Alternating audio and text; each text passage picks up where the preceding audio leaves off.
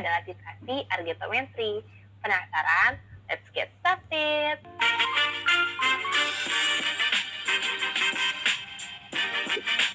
Nah, secara garis besar nih teman-teman, jadi titrasi pengendapan atau yang disebut dengan titrasi presipitatometri terbagi jadi 3 nih, seperti di gambar, yaitu ada titrasi argentometri, merkurimetri, serta titrasi Kolthoff. Nah, ketiga titrasi ini berbeda dalam titran dan titrat yang digunakan. Nah, teman-teman masih ingat nggak nih bedanya titran sama titrat? Nah, aku ingetin lagi ya. Jadi kalau misalkan titrat adalah senyawa yang sudah diketahui konsentrasinya. Nah, sedangkan kalau titrat itu sering disebut juga dengan analit atau zat yang ingin kita cari konsentrasinya. Nah, dari 3 jenis titrasi pengendapan ini, yang paling banyak dipakai itu adalah argentometri nih teman-teman. Karena hasil kali kelarutan garam perak halida atau pseudohalidanya itu sangat kecil. Jadi titrasinya itu lebih cepat. Nah, pada kali ini kita juga akan mempelajari lebih dalam terkait prinsip, metode, serta indikator yang dapat digunakan dalam titrasi. Lalu kita juga akan lanjut ke aplikasi secara kuantitatif untuk analisis halidanya. Nah, tunggu apa lagi? Yuk kita bahas satu persatu.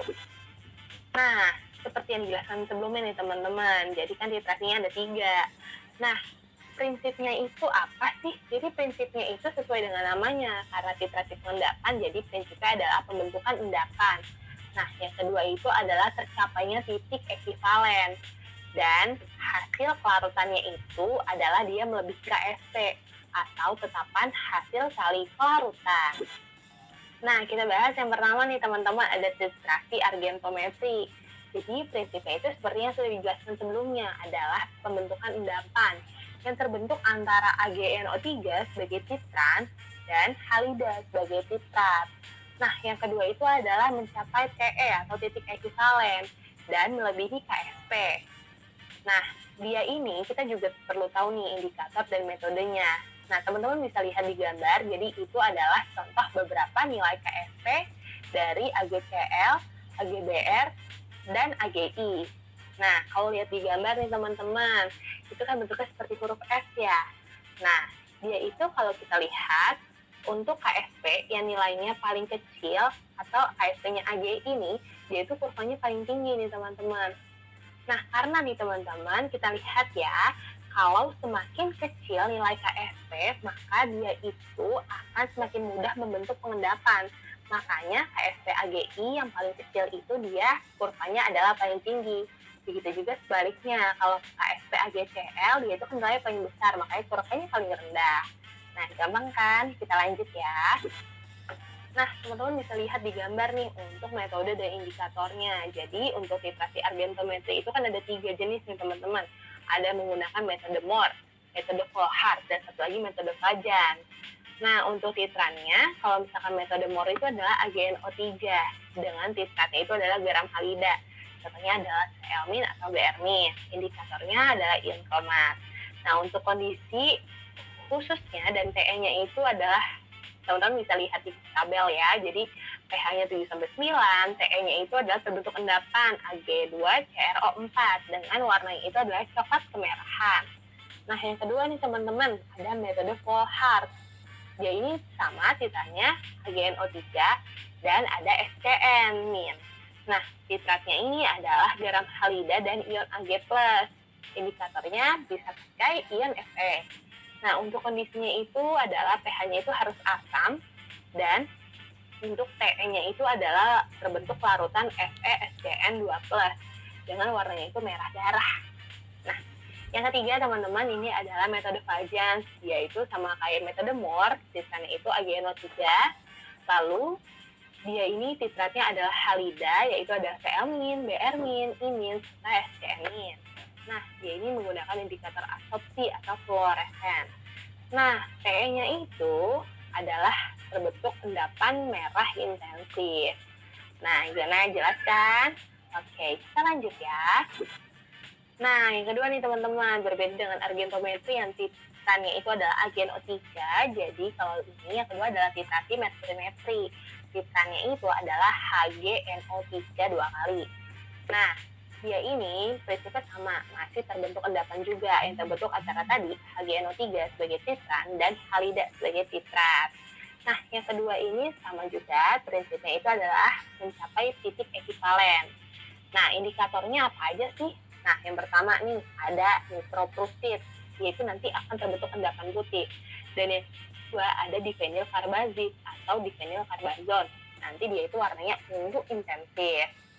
Nah, teman-teman bisa lihat ya di gambar. Jadi reaksi yang terjadi itu adalah antara Hg2+ dari titran dan 2Cl- dari titratnya. Sehingga nanti dia akan terbentuk HgCl2 yang akan membentuk endapan. Nah, nanti Hg2+ yang bersisa ini atau berlebih ini, dia akan bereaksi nih dengan indikator. Jadi terbentuk deh Hg indikator. Nah, nanti kelebihannya ini dia akan membentuk warna. Begitu teman-teman. Nah, yang ketiga nih teman-teman, ada titrasi Koltov. Jadi, prinsipnya itu adalah pembentukan endapan antara Zn sebagai titran dan K-ferocyanida sebagai titrat. Nah, untuk indikatornya ini dia warnanya biru telur asin, jadi beda ya. Nah, terus indikatornya juga ada dua teman-teman, bisa eksternal ataupun internal. Kalau eksternal itu contohnya ada uranin nitrat, amonium molibdat, dan FeCl3. Nah, sedangkan untuk indikator internalnya itu ada difenilamin, difenilbenzidin, serta difenilamin sulfonat. Nah, untuk reaksinya teman-teman bisa lihat itu jadi ada dari titrannya 3Zn2+ dengan 2K FeCN atau kalium besi 2 cyanida. Nanti dia akan terbentuk reaksi bolak-balik membentuk kalium seng 2 cyanida. Gitu deh. Nah, selanjutnya nih teman-teman, sesuai dengan prinsipnya, jadi aplikasi argentometri ini dapat digunakan untuk analisis kuantitatif senyawa yang mengandung ion halida atau perak. Nah, teman-teman bisa lihat di gambar ya, jadi rumusnya itu intinya adalah mol perak sama dengan mol halida. Nah, karena cara menghitung mol itu adalah volume dikali molaritas, jadi teman-teman ingat aja nih, V1M1, V2M2. Nah, jadi sama dengan V perak kali M perak sama dengan si halida dikali M halida. Nah, perlu nggak sih dikali dengan valensi kayak titrasi asam basa? Hayo, perlu nggak? Nah, betul banget. Jadi perlu ya teman-teman. Jadi kita perlu untuk mengkali dengan valensinya. Karena dalam titrasi argentometri ini, jumlah ion yang beraksi tidak selalu satu dengan satu.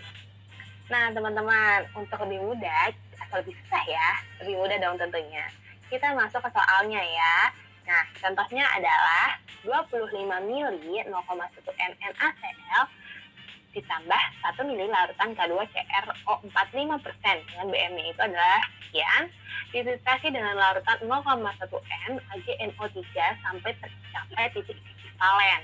Nah, tercapainya dengan teramati endapan Ag2CrO4 yang warnanya itu kemerahan. KST AgCl-nya sekian dan KST Ag2CrO4-nya sekian. Berapa mililiter larutan 0,1 NaGNO3 yang harus ditambahkan agar diperoleh titik TE? Ayo, jawab dulu ya. Ya udah, kita jawab bareng-bareng. Next. Nah, jadi gini teman-teman, ini caranya nih. Jadi, reaksinya itu kan adalah tadi ya, ada Ag plus berlebih ditambah dengan Cl-. Nanti dia akan terbentuk AgCl yang menghasilkan endapan warna putih. Nanti Ag plus sisanya ini akan bereaksi sama indikatornya, seperti yang udah aku katakan tadi. Nanti dia akan terbentuk Ag2CrO4 yang akan menghasilkan warna merah bata. Nah, terus kita masuk rumus ya. Jadi pertama yang harus kita lakukan adalah kita menentukan volume ekivalennya dulu. Berapa sih volumenya?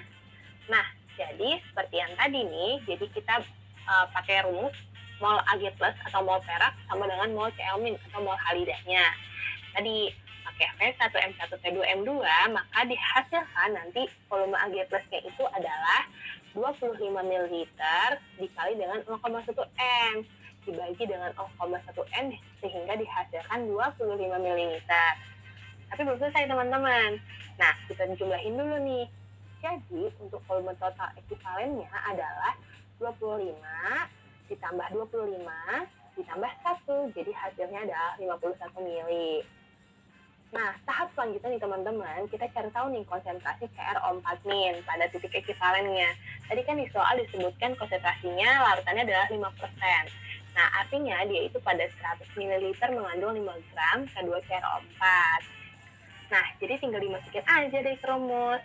Jadi, 5 gram dibagi dengan MR-nya tadi dikali dengan 1000 per 100 ml. Jadi kita dapat molaritasnya adalah 0,2575. Nah, lanjutnya MCRO4- itu adalah 1 mili dibagi dengan 51 mili nih yang kita dapat tadi dikali dengan 0,2575. Jadi tidak dapat deh hasil 5 dikali 10 pangkat minus 3 molar. Nah, belum selesai nih teman-teman. Jadi kita lanjut lagi ya. Jadi kita hitung kelebihan Ag+ untuk membentuk endapan Ag2CrO4-nya.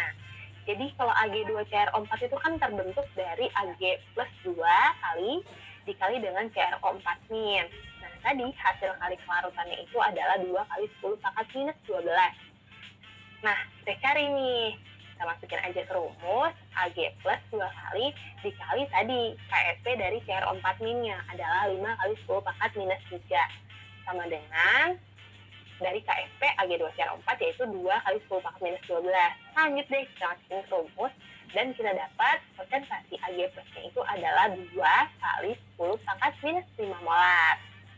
Nah, jadi untuk kelebihan AgNO3-nya nih, teman-teman tinggal masukin ke rumus aja. X mili per 51 mili dikali normalitas AgNO3. Sehingga nanti didapatkan X-nya itu adalah 0,01 ml. Nah, jadi jumlah AgNO3 yang harus ditambahkan sampai dia tercapai titik TE atau membentuk endapan coklat kemerahan yaitu 25 ditambah 0,01 ml. Nah, gampang kan teman-teman? Nah, biar makin panas nih ya, kita masuk ke soal yang kedua ya, yaitu ada suatu sampel dia itu mengandung NaCl, BM-nya sekian, akan ditentukan kadarnya dengan titrasi argentometri. Nah, untuk itu dipipet 10 ml larutan sampel, lalu dititrasi dengan larutan baku AgNO3 0,0985 N. Menggunakan indikatornya itu adalah Kr2CrO4. Untuk mencapai titik ekivalen ternyata kita perlu sebanyak 10,56 ml. Nah, diketahui kesalahan dari titrasi belangko ini kita abaikan. Nah, pertanyaannya, berapakah persen kadar NaCl dalam sampel? Siapa yang bisa? Yuk kita bahas bareng-bareng. Nah, ini dia teman-teman jawaban dan caranya. Jadi seperti tadi di soal ya, volume titrannya itu adalah 10,56 ml dengan normalitas AgNO3-nya adalah 0,0985 N. Nah, untuk si titratnya adalah 10 ml dengan BM NaCl-nya adalah 58,44. Nah, jadi seperti yang sudah dijelaskan sebelumnya ya, jadi mol titran atau Ag+ ini sama dengan mol titrat. Prinsipnya itu dulu nih, prinsipnya. Nah, lalu kita masukin aja deh P dikali M. Tadi 10,56 dikali dengan 0,0985. Sama dengan, itu hasilnya adalah 1,04016 milimol. Nah, kenapa ya satuannya milimol? Nah, ini teman-teman juga harus ingat ya, dia itu karena satuan volumenya itu dalam mili, gitu. Nah, tadi kita udah dapat nih molnya. Jadi, kalau dijadiin mol adalah 1,040 kali 10 pangkat minus 3 mol. Nah, nanti kita masukkan juga nih dengan menggunakan rumus dikali dengan BM NaCl-nya. Jadi didapat deh hasilnya 0,0608 gram. Lalu persentasenya tinggal kita hitung. Jadi gram dibagi mili dikali 100. Jadi hasil yang tadi nih 0,0608 dibagi dengan 10 mili dikali dengan 1%. Nah, hasilnya adalah 0,608%. Nah, gampang kan? Oke. Nah, sekian deh teman-teman untuk